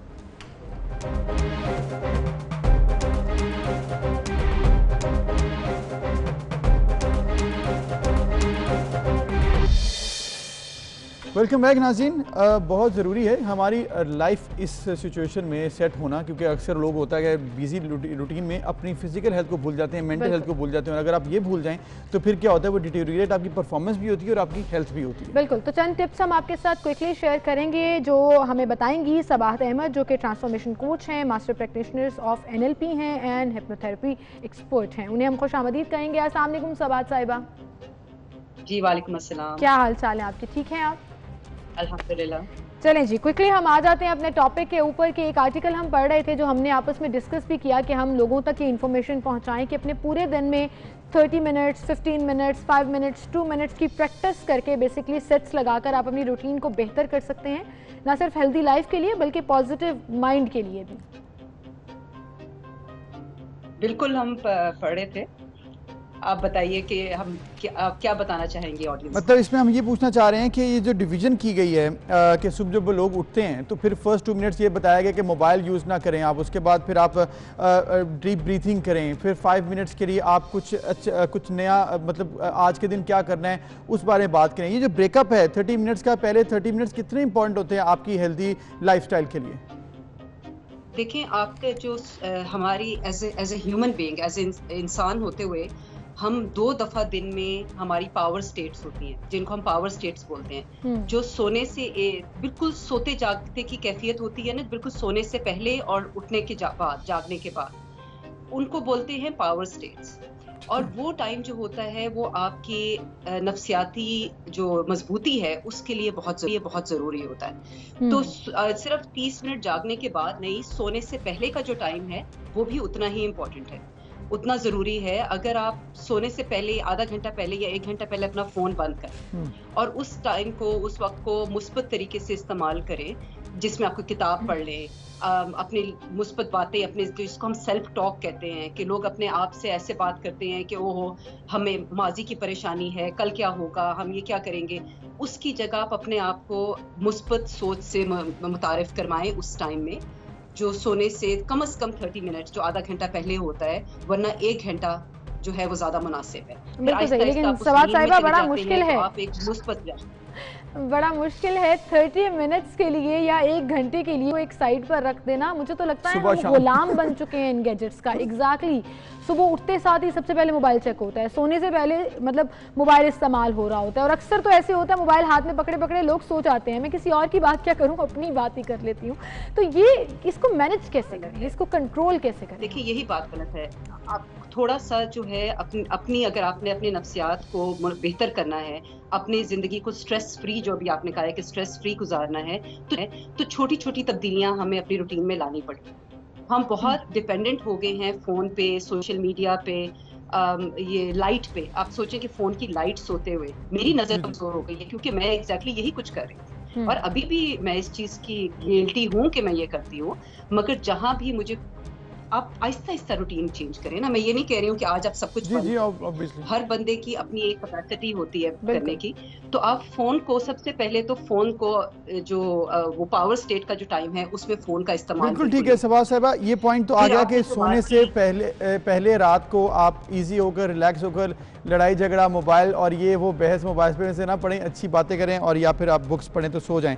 अब मामला आ गया सुबह उठ गया। सर, जब आप सुबह उठ गए उसके बाद आपको किस तरह से अपना दिन स्टार्ट करना चाहिए? क्योंकि ये हम लोग जो होता क्या है कि लोग सुबह के आगाज़ में ही थोड़ा सा टफ रूटीन में शुरू हो जाते हैं, वक्त कम होता है उनके पास, भागम भाग ऑफिस, दफ्तर, स्कूल। तो ये तो जो रूटीन बता रहे हैं 30 मिनट्स, आपने कुछ और करना नहीं है, तो लोग तो 30 मिनट्स में दफ्तर पहुंच जाते हैं अपने। कैसे ये सारा मामला करेंगे हैंडल, ये जरा बताएं। हम तो 30 मिनट ट्रैफिक में फंसे रहते हैं सुबह दफ्तर पहुंचने के चक्कर में। मगर आप सुबह, एक तो आपका दिन प्लान्ड है ना, तो आप वो 30 मिनट उसमें अकोमोडेट कर सकते हैं। मगर अगर आप प्लानिंग के बगैर उठेंगे फिर तो आपकी भागम भागी होगी, और उठते साथ ही हम कॉफ़ी डालते हैं, चाय उंडेलते हैं या सीरियल खा लेते हैं कि हमें बहुत जल्दी है, और वो हम अपने आप को बिल्कुल शुगर में हाई कर लेते हैं, जिससे हमारे स्ट्रेस लेवल्स वैसे ही हाई हो जाते हैं, और जैसे ही हम दफ्तर पहुंचते हैं फिर हमें एक और कप चाहिए। तो ये रूटीन जो एक साइकिल है, उस साइकिल को हमें कहीं ना कहीं तोड़ना है। राइट। और अगर आप अपनी जिंदगी को, अपने दिन को प्लान करके उठेंगे तो वो 30 मिनट दरमियान में अकोमोडेट करना कोई मुश्किल काम नहीं है। 30 मिनट पहले उठना पड़ेगा। हम माजी की सोच में परेशान रहते हैं, या हम मुस्तकबिल के बारे में सोचते हैं। बिल्कुल ठीक। जो कहते हैं ना, जिस लम्हे में आप जी रहे हैं, जिस लम्हे में आप सांस ले रहे हैं, उस लम्हे में जी, उसको माइंडफुलनेस कहते हैं, कि live in the here and now, कि आपके उस लम्हे को एंजॉय करना सीखें। बाकी काम तो हो जाएंगे, वो लम्हा गुजारेंगे तो अगला आएगा। बिल्कुल सही। अच्छा सबात साहिबा, एक यहाँ पर एक चीज जो मेंशन की थी इस आर्टिकल में, journaling which you can also do in bed in 5 minutes. हमारा तो 5 मिनट्स का स्नूज टाइम चल रहा होता है, स्पेशली पाकिस्तान में, और जो हमारी कम्युनिटी है कि हम तो 5-5 मिनट का स्नूज करके अलार्म आगे कर रहे होते हैं। तो ये पेन और पेपर नींद में पकड़ेंगे शायद, फिर हम क्या करें उसके लिए? आप एक छोटा टेप रिकॉर्डर रख लें और आप जो ऑडियो जर्नलिंग शुरू कर दें। कि अगर आप लिख नहीं सकते, आहिस्ता आहिस्ता जब ऑडियो जर्नलिंग करेंगे, जो आपको पहली सोचें आएंगी उनको आप लिखें। और जैसे मैंने पहले कहा कि आप जितना उसको मुस्बत तरीके से ट्रांसफॉर्म करेंगे, Aahista Aahista, step by step, ठीक है, एक आपको सोच आती है आई एम कॉन्फिडेंट, कि मैं बहुत कॉन्फिडेंट हूँ और मेरा दिन आज बहुत अच्छा गुजरेगा। उसको 3 बार अपने खुद को कहें और अपने रिकॉर्ड कर लें। फोन में रिकॉर्ड ना कीजिएगा क्योंकि फिर आप फोन उठा लेंगे। तो टेप रिकॉर्डर रख लें या कोई ऐसी चीज रख लें जिसमें आप उसको रिकॉर्ड कर लें और उसको बार बार सुने। अच्छा, शुरू में तो मुश्किल भी होगा, मतलब फॉर एग्जांपल अगर मैं सोचूं कि मैं उठी हूँ और उठते साथ ही मेरे ज़हन में ये टाइम आएगा, अच्छा टाइम क्या हो गया, इतने मिनट में मैंने यहाँ टाइम लगाना है, मैंने इतने में नाश्ता करना है, अगर ये सोच आ रही है और मैं ये भी रिकॉर्ड कर लूँ तो आई थिंक एक प्रैक्टिस बन जाएगी और फिर आहिस्ता आहिस्ता खुद ब खुद आप पॉजिटिविटी की तरफ आ जाएंगे instead of sharing all your mind thoughts. देखिए, इस सारी चीज का, ये जितने भी टिप्स आपने आर्टिकल में पढ़े या हम बात कर रहे हैं, इन सब का मकसद ये है कि एक जिसको कहते हैं ना कॉन्शियस अवेयरनेस, आगाही, आपकी आगाही जरूरी है कि आप कर क्या रहे हैं। हम ना ऑटो मोड पे, हम रोबोटिक तरीके से एक ऑटो मोड पे चल रहे हैं। बिल्कुल ठीक। हमें थोड़ी सी जरूरत है कि हम एक कदम पीछे लें और उस साइकिल को ब्रेक करके एक आगाही के साथ कि हम कर क्या रहे हैं, हम सोच क्या रहे हैं, हम फील क्या कर रहे हैं। अगर हम उन चीजों को रिकॉर्ड करना शुरू कर दें, उनको जब दोबारा सुनेंगे या लिखना शुरू कर दें, जो लोग लिखने का शौक रखते हैं और वो लिखना शुरू कर दें, जब उसको पढ़ेंगे तो उनको समझ आएगी कि मैं ठीक है। सवाल साहब, आपकी बात बिल्कुल ठीक है कि कुछ लोग जो लिखना पसंद करते हैं या फिर सुनना पसंद करते हैं वो ऐसा कुछ अपना रिकॉर्ड कर लें। इसके अलावा यहाँ पर ये भी ऑप्शन दी गई है कि आप पॉजिटिव मैसेजेस सुने सुबह उठकर, आप रेडियो पर या फिर कहीं पर, या फिर आपके पास कोई अगर अदरवाइज सोर्सेज हैं। पॉजिटिव मैसेजेस आपके कितने इंपॉर्टेंट होते हैं अच्छे दिन के लिए कि अगर आप वो सुनकर दिन का आगाज़ करते हैं, और इसके साथ साथ अगर आप प्रायोरिटाइज करें अपनी चीज़ों को, दिन को, वो कितना इंपॉर्टेंट है एक अच्छे दिन के लिए? बहुत जरूरी है ये तो, मतलब कहते हैं ना कि इट गोज विदाउट सेइंग कि बहुत बहुत जरूरी है। और वो पॉजिटिव मैसेज आपके अपने भी हो सकते हैं। अगर आप उठते साथ ही अपनी बेगम से या अपने शौहर से जो है वो लड़ाई झगड़ा शुरू कर देंगे सुबह, तो फिर पॉजिटिव मैसेज तो नहीं आएंगे। मगर आप लोगों के जो पॉजिटिव मैसेज से ज्यादा जरूरी है कि आप अपने लिए पॉजिटिव मैसेज खुद रिकॉर्ड करें आपकी जिंदगी के मुताबिक। आप कॉन्फिडेंस चाहते हैं या कंट्रोल चाहते हैं या ऑर्गेनाइजेशन चाहते हैं या आप खुश रहना चाहते हैं, जो भी पॉजिटिव मैसेज है वो आपके दिमाग में है। आप उसको 3 दफा ब्रीदिंग करें, 3 दफा वो पॉजिटिव मैसेज रिपीट करें अपने दिमाग में, 20 दिन दें, 20 दिन में आपको आदत पड़ जाए। बिल्कुल सही। I think this is an amazing article and amazingly explained bye Sabahat, because ये वो तमाम चीज़ें हैं जो हम ऑप्ट करना अगर शुरू कर दें तो ज़िंदगी में बहुत कुछ तब्दील हो जाए। तो इसके बाद आपसे डिस्कशन के बाद मैंने तो डिसाइड कर लिया कि मैं एक टेप रिकॉर्डर ले रही हूँ, क्योंकि मुझे लिखने का इतना खास कोई शौक नहीं है, बोलने का बहुत शौक है। तो मैं तो सुबह सुबह ये वाली प्रैक्टिस करूँगी। अबू ज़र, आप क्या करेंगे? मेरे ख्याल में आपको एक और प्रैक्टिस करनी चाहिए, मोबाइल अपना छोड़ दें। आप क्या करेंगे? आप अपना बताएं। Don't decide. मैं तो बुक पढ़ूंगा और मैं पढ़ता भी हूं सुबह सुबह उठ के। चलें, सुबह उठ के नहीं, रात को सोने से पहले भी ऑप्शन दिया उन्होंने। Thank you so much Sabahat for being with us. और बड़े मजे की ये लाइट नोटिफिकेशन हुई। ये वो तमाम रिमाइंडर्स होते हैं जो हमें शायद बैक एंड पर पता भी होता है लेकिन हम उसको फॉलो नहीं कर पाते हैं। तो रूटीन बनाते हैं, कुछ करते हैं इस हवाले से भी। बिल्कुल, अब रूटीन बनाने के लिए अच्छा वक्त है, आपके पास वीकेंड है, खूब एंजॉय कीजिएगा, इस रूटीन को फॉलो करके अपनी सेहतमंद जिंदगी का आगाज कीजिए। आज के लिए इतना ही, इंशाल्लाह मंडे को मिलेंगे। अपना ख्याल रखिएगा। अल्लाह हाफिज।